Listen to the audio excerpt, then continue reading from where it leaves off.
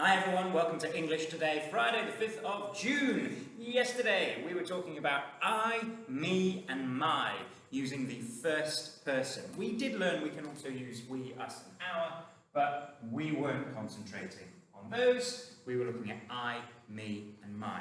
Fantastic job of changing those sentences yesterday to being in the first person, imagining that you were the person in the story. Today, you are going to write about you. And actually for this, you're going to use your senses. There are 5 senses. Can you remember what they are? Don't worry if you can't, they're on the next page. Okay. More or less, these are the 5 senses. We can see, we can hear, we can feel or touch, we can smell, and we can taste. These top 3 we use a lot when we are writing to let other people know what it's like, to describe it. We describe what we can see, what we can hear, and what we feel or how we feel. It's a bit different when we think about touch, but how we feel. Sometimes, if it's the right thing to do, you can describe smells. If you think about the story Mr. Stink, smell was very important to describe. And taste, if you think about those snarlscumbers from the BFG, really important to describe the taste. Or Frobscottle, that fantastic fizzy drink that makes him do whiz poppers. Taste, also very important. So we can use our senses to help make our writing a bit more interesting. And that's what you're going to do today. Think about where you are. You might be in a room, there might not be very much going on. So you might need today, to do your activity, to go outside and just stand somewhere, maybe somewhere interesting, and just look, listen, feel, and smell what is around you. Taste is quite tricky. I don't want you to go outside and start chewing on any branches. No thank you. But later on today, you'll have the chance to do your own describing about being somewhere outside, even if it's raining, because in our story, a river, it does start raining. And she can feel the sea, and she can actually taste the salt and the seaweed, or smell the salt and the seaweed. And then she can hear raindrops on a window. She's using her senses to tell us what's happening in her story. On your Class Dojo, you've got this grid here, which looks very complicated, but it's not. It's very, very straightforward. All we're going to do is choose one of these sentence starters to start our sentence. And then we've got these senses, all in the first person. I can hear, I can see, I feel, I can smell, and I can taste. And then these are the things that you know how to use already. Noun phrases, conjunctions, interesting words, and adverbs. I'd love to read sentences with interesting words and adverbs today. You've got so many interesting words that you can use from the stories that you've read or listened to. So start using some of those. Some of the ones that I've read so far in your writing are putrid. Kipling used the word putrid in his writing. It means a really horrible smell. And it's an excellent describing word. So think about these things. And apostrophes, and possessive apostrophes, and conjunctions. All of the things you know how to use. The way we get our dojo points is by being a thoughtful thinker and doing our best with all of our writing. Choose one from the red, one from the yellow, and then finish off the sentence in the green. I came up with some examples of my own. I look down here, in front of me, in the distance, when I look around, when I look down, when I close my eyes, if I look up, if I listen carefully, if I breathe deeply. I chose one of these. In the distance. In the distance, I can hear the rumble of noisy tuk-tuks zooming down the road. In the distance, I can hear the rumble of noisy tuk-tuks zooming down the road. Let's think about what I use. What makes my writing successful? Where's my highlighter pen? In the distance is one of my sentence starters. That's fine. I can hear, using the yellow box, that's great.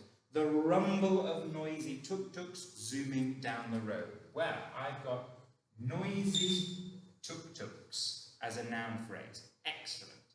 I like the rumble. It's a good word choice. Rumble.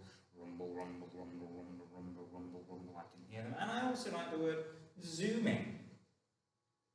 Instead of just driving or going, zooming tells us a bit more information.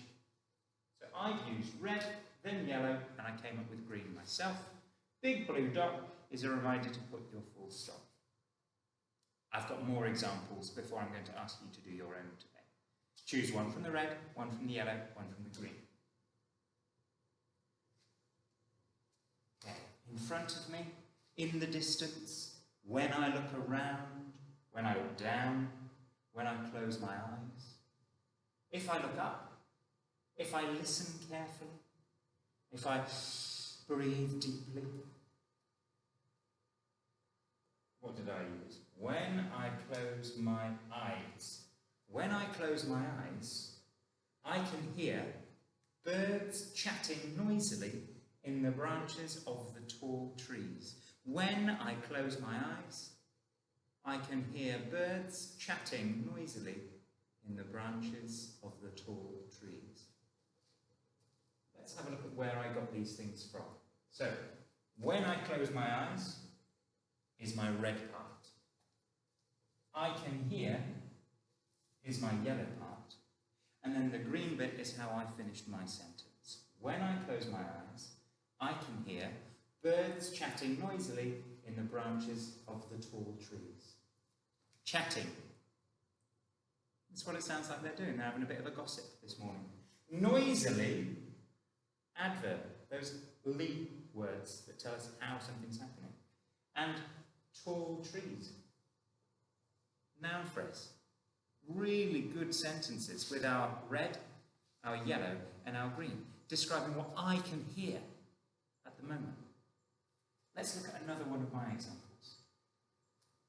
If I look up, so I chose this one here. If I look up, I can see soft white clouds drifting lazily through a beautiful blue sky. Now, this sentence is very interesting. If you write something like this today, I will be absolutely over the moon, delighted, thrilled, ecstatic. I will be really, really pleased because it's super successful. Let's take a look. Sentence starter from the red box. If I look up, then our senses, I can see, and then how you finish that sentence. What can you see? If I look up, I can see soft white clouds. Noun phrase. Drifting, not just moving, but drifting. Interesting word. Lazily, adverb. Through a beautiful blue sky, another noun phrase. If I look up, I can see soft white clouds drifting lazily through a beautiful blue sky. Paints a really clear picture in your head about what I am experiencing right now. Now, I did go out and about today to come up with some other sentences. I walked around school. This is what I want you to do at home. If I breathe deeply, I can almost smell. So I changed this a little bit. I can almost smell the salty spray of the Indian Ocean. I chose one from the red. If I breathe deeply, I can almost smell. So I've added in the word almost because I can't actually, really. You might be able to at your house, if you're right by the ocean, you might be able to get that oceany smell. I can almost smell the salty spray of the Indian Ocean. There are some people in the world who have never even seen the ocean. So for you to describe this, it will help them imagine what it could be like. Another one from the red. In front of me. That's actually the top one. In front of me. Now, not something boring like, in front of me, I can see my house.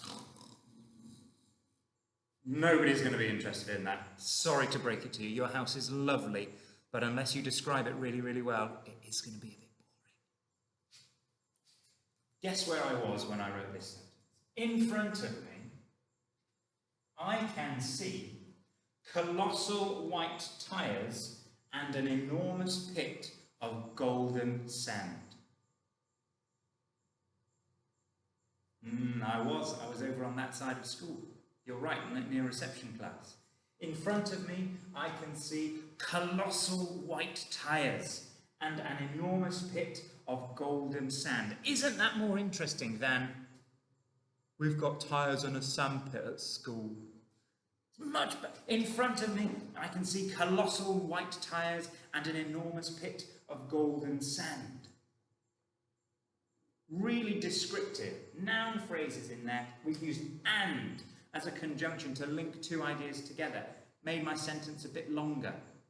It's better than just saying, in front of me I can see colossal white tyres, full stop. I can see an enormous pit of golden sand. We use and.